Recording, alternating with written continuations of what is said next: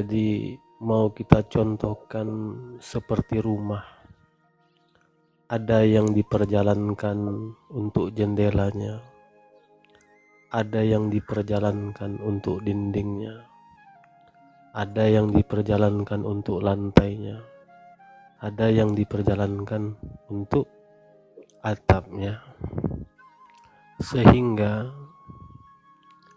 waktu ke depan ini akan menyatukan kita menjadi sebuah rumah untuk suatu perlindungan yang bisa kita naungi, yang bisa kita diami. Tetapi sebelum menjadi rumah ini, banyak gejolak yang kita saksikan di luar sana. Berbagai macam pola tingkah laku manusia dan teguran juga sudah disaksikanlah bersama-sama dengan berbagai air, angin, gempa.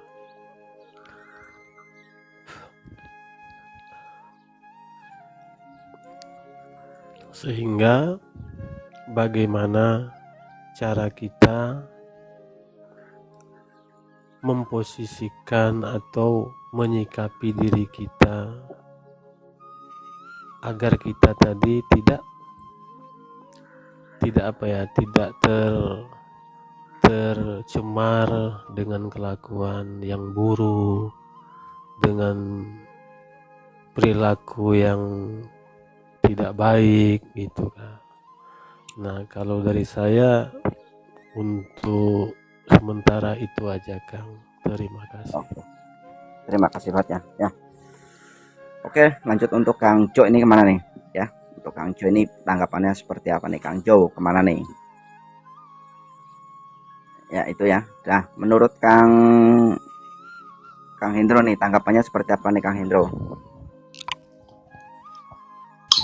Jadi begini Mas Surya. Jadi negara kan korat karit. Ya. Negara pemimpinnya kalau menurut pandangan saya lebih banyak bohongnya daripada ngomong benernya. Terus kebijakannya rata-rata nyusahin rakyat. Itu pandangan saya. Walaupun saya ini aparat negara, tapi saya memiliki pandangan seperti itu. Dan protes saya kan protes sama negara nih. Saya nggak mau berangkat kantor. Resikonya dipecat. Tapi saya lakuin. Kenapa? Saya nggak sejalan dengan pemerintah. Kalau pemerintahnya nggak bener, ngapain dibelain? Makanya saya di Facebook sering posting sesuatu yang terlihat ekstrim lah. Contohnya lebih baik dijajah Belanda daripada di sekarang ini. Kan seperti itu saya. Karena saya lihat pemerintahnya kebijakannya lebih banyak nyusahin rakyat. Pejabatnya banyak yang korup. Kan ya, saya lihat sekarang ini semuanya dikorupsi, semua dipalsukan. Mulai kasus apakah itu kemarin ya yang heboh ya, Pertamina itu ijazah palsu. Satpam tapi itu emas katanya dipalsukan juga, Mas Antam. Jadi memang negara ini negara tipu. Karena saya nggak mau berangkat. Beda dengan tentara yang lain. 150.000 tentara Indonesia. Yang nentang ya jangan pemerintah ya, cuman saya kayaknya saya rasa-rasa Mas Surya.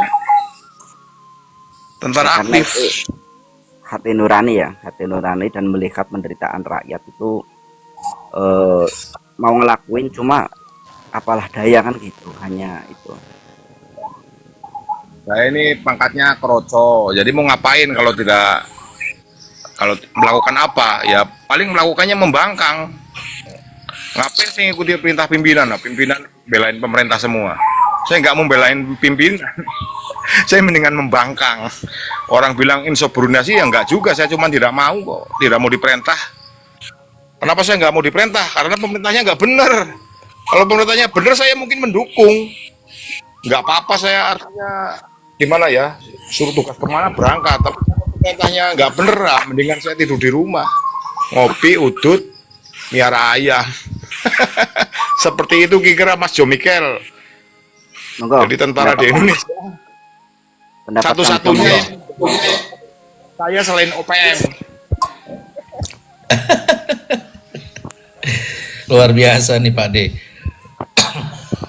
Ya memang semua itu yang terjadi ya. Saya nggak cerita yang sekarang ya, saya cerita yang sudah aja. Yang udah berlalu. Yang sen kiri belok kanan Pak D. Ya memang dari situ tuh memang ya sudah kelihatan banget gitu. Tapi ya balik lagi gini sih. Kita ambil bijaknya, semua sudah terjadi. Pertama itu. Yang kedua, memang sudah sunatullahnya begitu.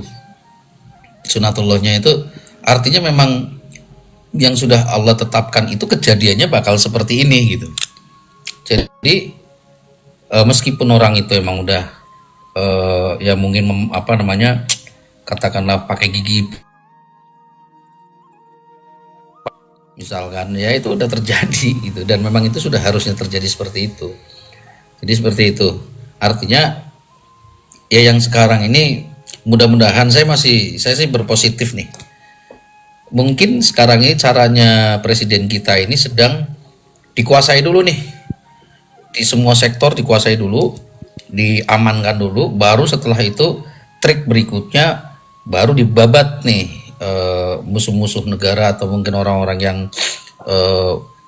itu merugikan negeri ini, baru dibabat. Nah, kita masih berpositif seperti itu.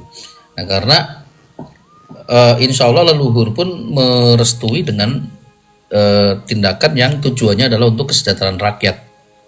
Tapi di luar itu leluhur nggak merestui sih, gitu. Makanya ya kita berdoa saja mudah-mudahan kedepannya lebih baik, begitu.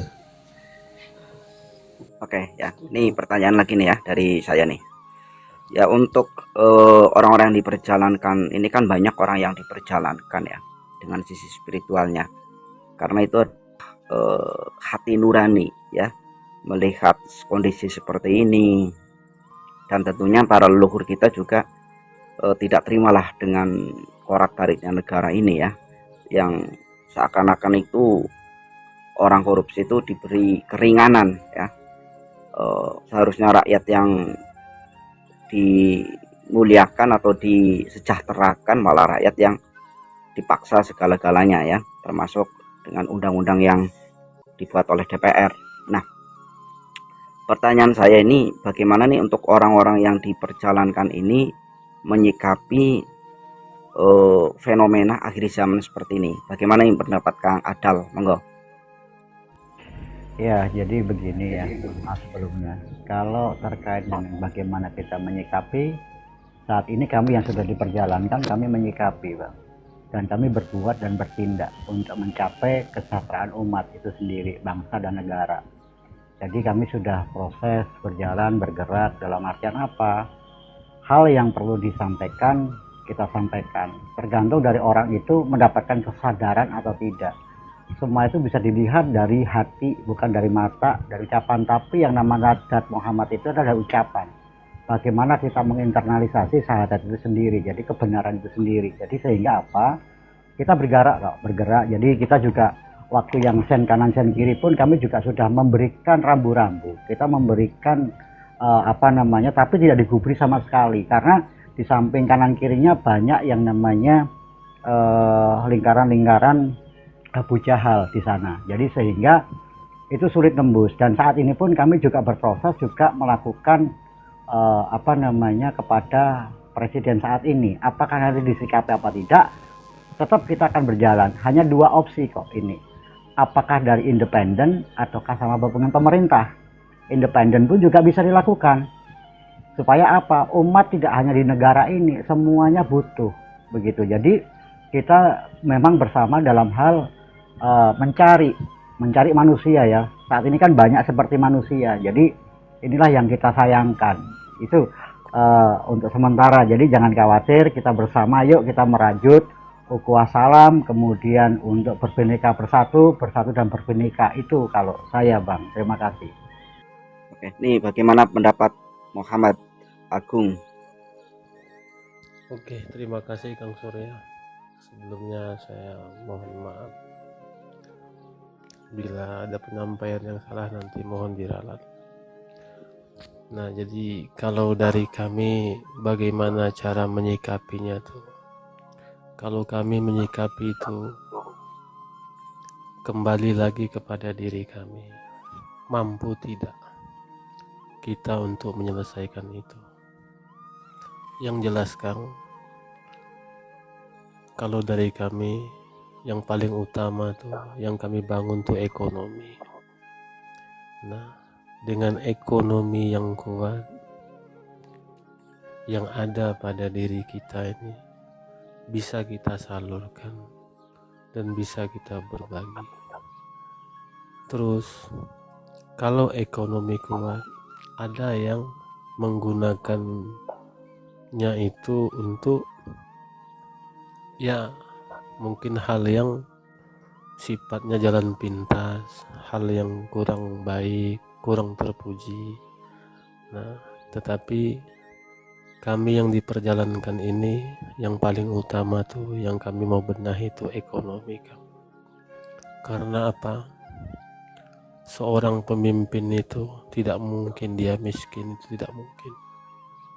Seorang pemimpin itu dia mesti kaya. Yang utama tuh ekonomi itu mesti mampu, secara mumpuni. Nah, bagaimana orang mau dengar kita berbahasa, bagaimana orang itu mau dengar kita berbicara, beradab, sedangkan ekonomi kita tidak kuat.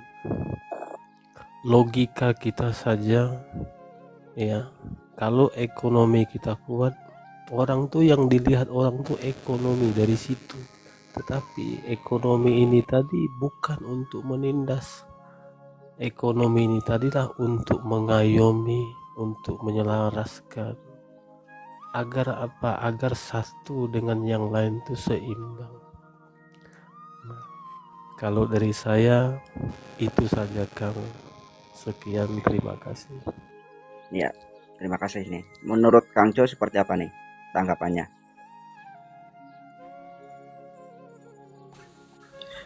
Ya, kalau ya balik lagi sih Kang, memang betul kita ya kembali kalau sudah ketetapan nggak ada yang bisa ngelawan gitu. Walaupun itu orang jahat jadi pemimpin kita gitu. Kalau sudah ketetapan kita nggak bisa ngelawan ketetapan Allah. Hanya kehendak Allah lagi, iradah Allah lagi yang akan menggoyangnya atau yang akan menurunkannya, istilahnya seperti itu, atau membuatnya jadi nggak jadilah gitu. Kita di Asy-Syafi'iyah atau Hasyimiyah ya, Imam Syafi'i gitu, itu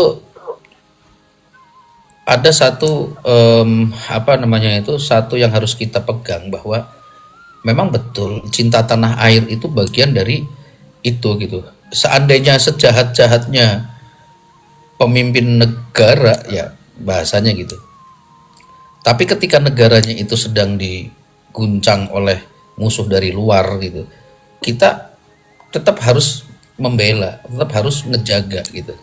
Kan cinta tanah air kan begitu. Nah, cuman kan balik lagi kalau kita bicara saat ini, saya masih berkeyakinan lah ya, mudah-mudahan doa kita terkabul. Apa yang sedang dilakukan oleh pemerintah saat ini itu adalah upaya untuk ya namanya baru cuci-cuci piring ya, piring bekasnya itu banyak sekali. Ya nggak mungkin secepat itu sih gitu. Meskipun saya bukan pendukung beliau, saya jujur saya golput, saya dari golput dari udah 4 periode lah ya, 4 periode.